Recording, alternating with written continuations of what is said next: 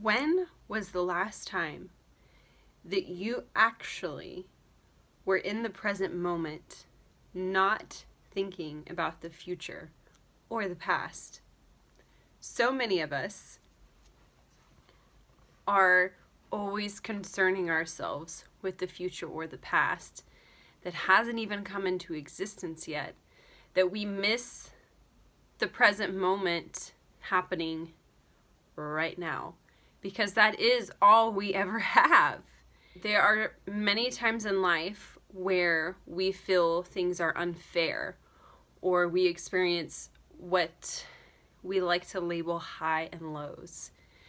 But the moment you accept the present moment that is happening to you now, even if you feel that it is unpleasant, if you accept it and own it and go into the now, accept it in a way that you chose that to happen to you, you have control of your mind. When we don't have control of our mind, we spiral down into victim mentality, and we let whatever is happening to us take control and happen to us.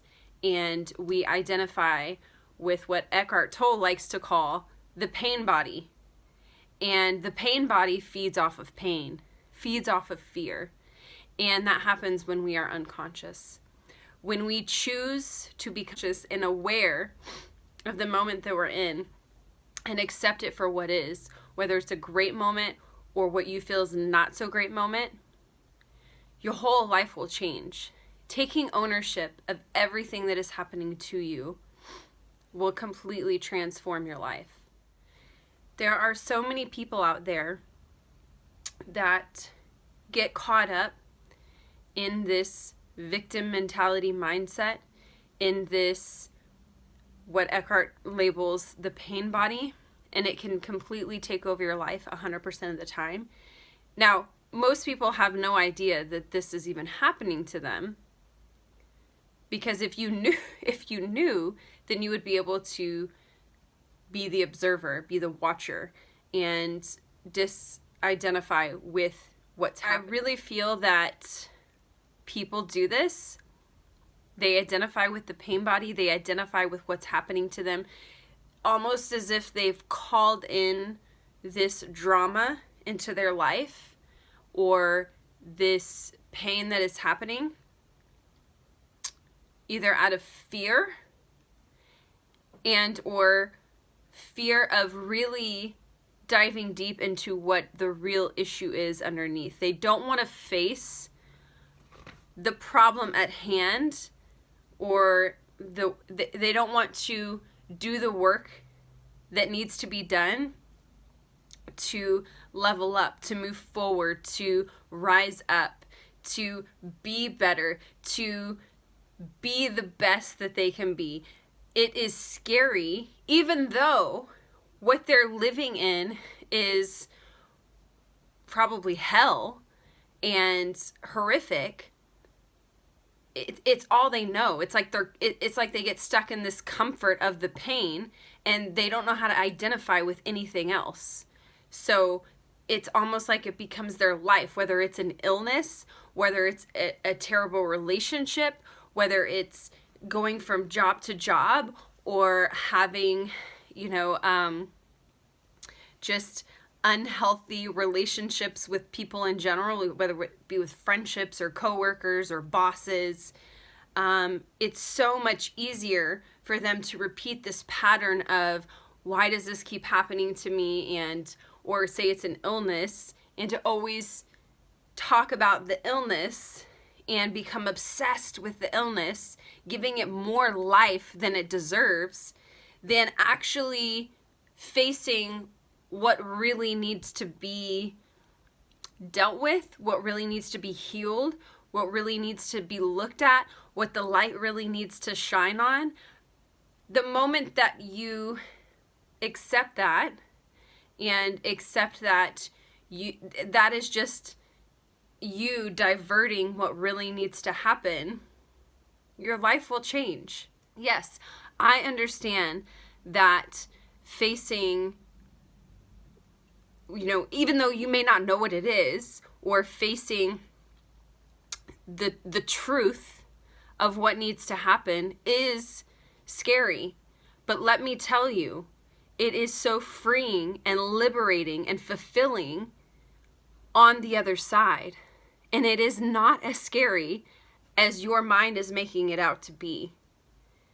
How many times in your life have you created some sort of story about something that made it seem like it was going to be this horrific thing, or it was going to be this big deal, or whatever, and when it actually happened, the complete opposite happened. Like, nothing bad happened, nothing crazy happened, there was no drama. I mean, I could think of so many things. I remember one time at a job, I was so scared to ask for a certain holiday offer, like a day before a holiday. This was when I worked in retail. And I created this crazy story in my head of what was going to happen, what my boss was going to say, and what I was going to say back, and how it was all going to play out. Like, I created this whole crazy, monstrous story of the future. And guess what? None of that even happened. I never even saw my boss. I just submitted the paper and it got approved. There was no discussion, so I wasted all this time and energy and emotions over something that didn't even happen. How many times do we do that? How many times do we create future stories of things that aren't even here? All you have is right now, in this moment. So, how can you be more in the present moment? Start by becoming aware of when your thoughts start to think about the future or think about the past. Now, I'm not saying it's not good to have goals, but if you have goals that have overtaken your life of that's all you think about and that's all you're living for, not healthy. How you can live in the present moment is just become aware when you're not living in the present moment. It's as simple as that.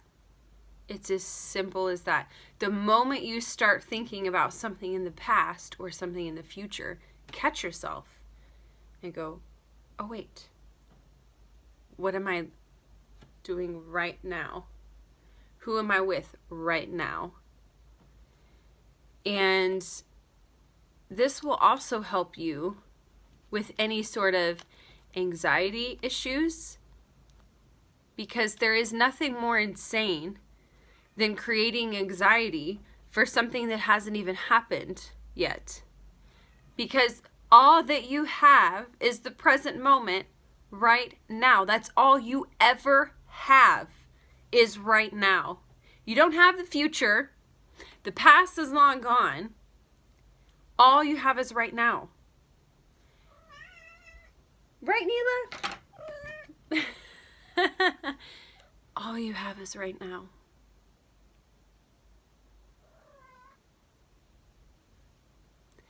And if this present moment or this time in your life right now that you're watching this video, you're not having a good day, or something has happened, or you're just not feeling it, go into the now. Write down